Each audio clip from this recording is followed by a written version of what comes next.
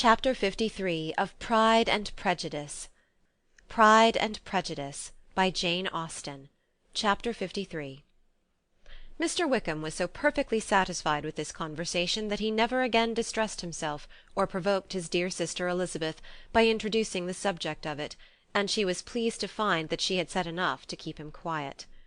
The day of his and Lydia's departure soon came, and Mrs. Bennet was forced to submit to a separation, which, as her husband by no means entered into her scheme of their all going to Newcastle, was likely to continue at least a twelvemonth. "Oh, my dear Lydia," she cried, "when shall we meet again?" "Oh, Lord, I don't know. Not these 2 or 3 years, perhaps." "Write to me very often, my dear." "As often as I can, but you know married women have never much time for writing. My sisters may write to me. They will have nothing else to do." Mr. Wickham's adieus were much more affectionate than his wife's. He smiled, looked handsome, and said many pretty things. "He is as fine a fellow," said Mr. Bennet as soon as they were out of the house, "as ever I saw. He simpers and smirks and makes love to us all. I am prodigiously proud of him. I defy even Sir William Lucas himself to produce a more valuable son-in-law." The loss of her daughter made Mrs. Bennet very dull for several days. "I often think," said she, "that there is nothing so bad as parting with one's friends. One seems so forlorn without them." "This is the consequence, you see, madam, of marrying a daughter," said Elizabeth. "It must make you better satisfied that your other 4 are single." "It is no such thing. Lydia does not leave me because she is married, but only because her husband's regiment happens to be so far off. If that had been nearer, she would not have gone so soon." But the spiritless condition which this event threw her into was shortly relieved, and her mind opened again to the agitation of hope, by an article of news which then began to be in circulation. The housekeeper at Netherfield had received orders to prepare for the arrival of her master, who was coming down in a day or 2 to shoot there for several weeks. Mrs. Bennet was quite in the fidgets. She looked at Jane, and smiled and shook her head by turns. "Well, well, and so Mr. Bingley is coming down, sister," for Mrs. Phillips first brought her the news. "Well, so much the better. Not that I care about it, though. He is nothing to us, you know, and I am sure I never want to see him again. But, however, he is very welcome to come to Netherfield if he likes it, and who knows what may happen? But that is nothing to us. You know, sister, we agreed long ago never to mention a word about it. And so is it quite certain he is coming?" "You may depend on it," replied the other, "for Mrs. Nicholls was in Meryton last night. I saw her passing by, and went out myself on purpose to know the truth of it, and she told me that it was certain true. He comes down on Thursday at the latest, very likely on Wednesday. She was going to the butcher's, she told me, on purpose to order in some meat on Wednesday, and she has got 3 couple of duck just fit to be killed." Miss Bennet had not been able to hear of his coming without changing colour. It was many months since she had mentioned his name to Elizabeth, but now, as soon as they were alone together, she said, "I saw you look at me to-day, Lizzie, when my aunt told us of the present report, and I know I appeared distressed. But don't imagine it was from any silly cause. I was only confused for the moment, because I felt that I should be looked at. I do assure you that the news does not affect me either with pleasure or pain. I am glad of one thing, that he comes alone, because we shall see the less of him. Not that I am afraid of myself, but I dread other people's remarks." Elizabeth did not know what to make of it. Had she not seen him in Derbyshire, she might have supposed him capable of coming there with no other view than what was acknowledged, but she still thought him partial to Jane, and she wavered as to the greater probability of his coming there with his friend's permission, or being bold enough to come without it. "Yet it is hard," she sometimes thought, "that this poor man cannot come to a house which he has legally hired, without raising all this speculation. I will leave him to himself." In spite of what her sister declared, and really believed to be her feelings in the expectation of his arrival, Elizabeth could easily perceive that her spirits were affected by it. They were more disturbed, more unequal, than she had often seen them. The subject which had been so warmly canvassed between their parents about a twelvemonth ago was now brought forward again. "As soon as ever Mr. Bingley comes, my dear," said Mrs. Bennet, "you will wait on him, of course." "No, no, you forced me into visiting him last year, and promised if I went to see him he should marry one of my daughters. But it ended in nothing, and I will not be sent on a fool's errand again." His wife represented to him how absolutely necessary such an attention would be from all the neighbouring gentlemen on his returning to Netherfield. "'Tis an etiquette I despise," said he. "If he wants our society, let him seek it. He knows where we live. I will not spend my hours in running after my neighbours every time they go away and come back again." "Well, all I know is that it will be abominably rude if you do not wait on him. But, however, that shan't prevent my asking him to dine here. I am determined. We must have Mrs. Long and the Goldings soon. That will make 13 with ourselves, so there will be just room at table for him." Consoled by this resolution, she was the better able to bear her husband's incivility, though it was very mortifying to know that her neighbours might all see Mr. Bingley, in consequence of it, before they did. As the day of his arrival drew near, "I begin to be sorry that he comes at all," said Jane to her sister. "It would be nothing. I could see him with perfect indifference, but I can hardly bear to hear it thus perpetually talked of. My mother means well, but she does not know, no one can know, how much I suffer from what she says. Happy shall I be when his stay at Netherfield is over." "I wish I could say anything to comfort you," replied Elizabeth, "but it is wholly out of my power. You must feel it, and the usual satisfaction of preaching patience to a sufferer is denied me, because you have always so much." Mr. Bingley arrived. Mrs. Bennet, through the assistance of servants, contrived to have the earliest tidings of it, that the period of anxiety and fretfulness on her side might be as long as it could. She counted the days that must intervene before their invitation could be sent, hopeless of seeing him before. But on the third morning after his arrival in Hertfordshire, she saw him, from her dressing-room window, enter the paddock and ride towards the house. Her daughters were eagerly called to partake of her joy.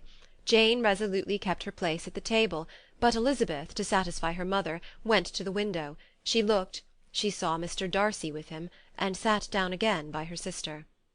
"There is a gentleman with him, mamma," said Kitty. "Who can it be?" "Some acquaintance or other, my dear, I suppose. I am sure I do not know." "La!" replied Kitty, "it looks just like that man that used to be with him before, Mr. What's-his-name, that tall, proud man." "Good gracious! Mr. Darcy! And so it does, I vow. Well, any friend of Mr. Bingley's will always be welcome here, to be sure, but I must say that I hate the very sight of him." Jane looked at Elizabeth with surprise and concern. She knew but little of their meeting in Derbyshire, and therefore felt for the awkwardness which must attend her sister in seeing him almost for the first time after receiving his explanatory letter. Both sisters were uncomfortable enough. Each felt for the other, and of course for themselves, and their mother talked on of her dislike of Mr. Darcy, and her resolution to be civil to him only as Mr. Bingley's friend, without being heard by either of them. But Elizabeth had sources of uneasiness which could not be suspected by Jane, to whom she had never yet had courage to show Mrs. Gardiner's letter, or to relate her own change of sentiment towards him. To Jane he could only be a man whose proposals she had refused, and whose merit she had undervalued, but to her own more extensive information, he was the person to whom the whole family were indebted for the first of benefits, and whom she regarded herself with an interest, if not quite so tender, at least as reasonable and just as what Jane felt for Bingley.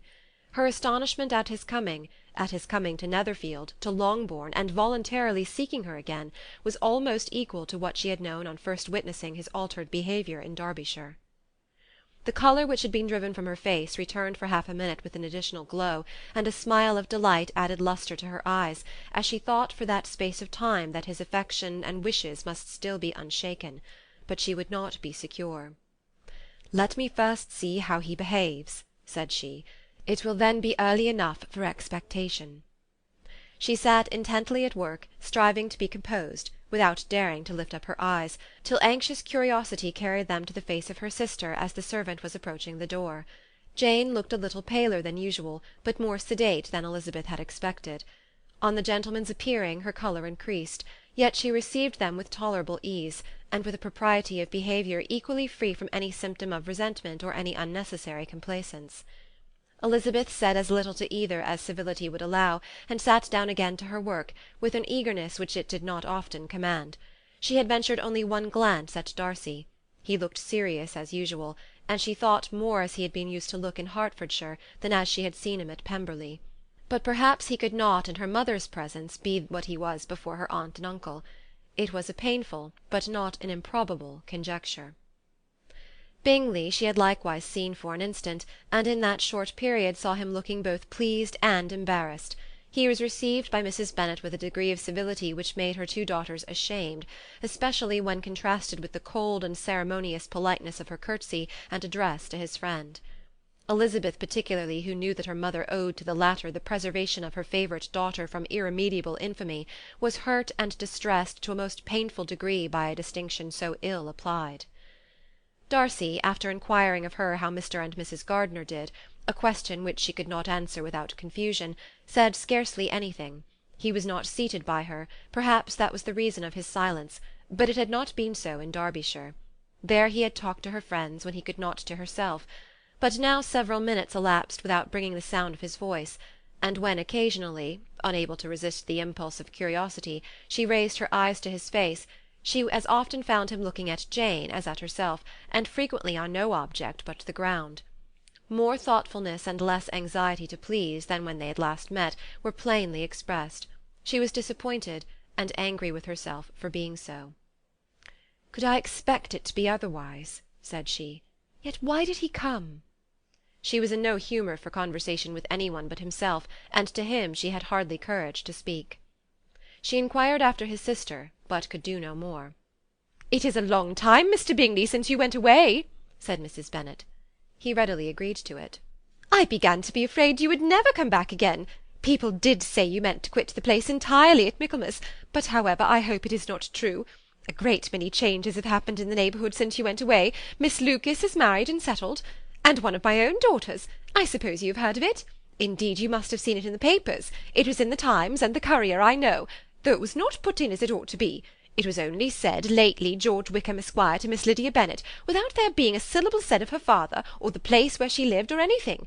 It was my brother Gardiner's drawing up too, and I wonder how he came to make such an awkward business of it. Did you see it?" Bingley replied that he did, and made his congratulations. Elizabeth dared not lift up her eyes. How Mr. Darcy looked, therefore, she could not tell. "It is a delightful thing, to be sure, to have a daughter well married," continued her mother. "But at the same time, Mr. Bingley, it is very hard to have her taken such away from me. They are gone down to Newcastle, a place quite northward, it seems, and there they are to stay I do not know how long. His regiment is there, for I suppose you have heard of his leaving the Blankshire, and of his being gone into the regulars. Thank heaven he has some friends, though perhaps not so many as he deserves." Elizabeth, who knew this to be levelled at Mr. Darcy, was in such a misery of shame that she could hardly keep her seat. It drew from her, however, the exertion of speaking, which nothing else had so effectually done before, and she asked Bingley whether he meant to make any stay in the country at present. A few weeks, he believed. "When you have killed all your own birds, Mr. Bingley," said her mother, "I beg you will come here and shoot as many as you please on Mr. Bennet's manor. I am sure he'll be vastly happy to oblige you, and will save all the best of the coveys for you." Elizabeth's misery increased at such unnecessary, such officious attention. Were the same fair prospect to arise at present as had flattered them a year ago, everything, she was persuaded, would be hastening to the same vexatious conclusion. At that instant she felt that years of happiness could not make Jane or herself amends for moments of such painful confusion. "The first wish of my heart," said she to herself, "is never more to be in company with either of them. Their society can afford no pleasure that will atone for such wretchedness as this. Let me never see either one or the other again." Yet the misery, for which years of happiness were to offer no compensation, received soon afterwards material relief, from observing how much the beauty of her sister rekindled the admiration of her former lover. When first he came in he had spoken to her but little, but every 5 minutes seemed to be giving her more of his attention. He found her as handsome as she had been last year, as good-natured and as unaffected, though not quite so chatty. Jane was anxious that no difference should be perceived in her at all, and was really persuaded that she talked as much as ever, but her mind was so busily engaged that she did not always know when she was silent. When the gentlemen rose to go away, Mrs. Bennet was mindful of her intended civility, and they were invited and engaged to dine at Longbourn in a few days' time. "You are quite a visit in my debt, Mr. Bingley," she added, "for when you went to town last winter you promised to take a family dinner with us as soon as you returned. I have not forgot, you see, and I assure you I was very much disappointed that you did not come back and keep your engagement." Bingley looked a little silly at this reflection, and said something of his concern at having been prevented by business. Then they went away. Mrs. Bennet had been strongly inclined to ask them to stay and dine there that day, but though she always kept a very good table, she did not think anything less than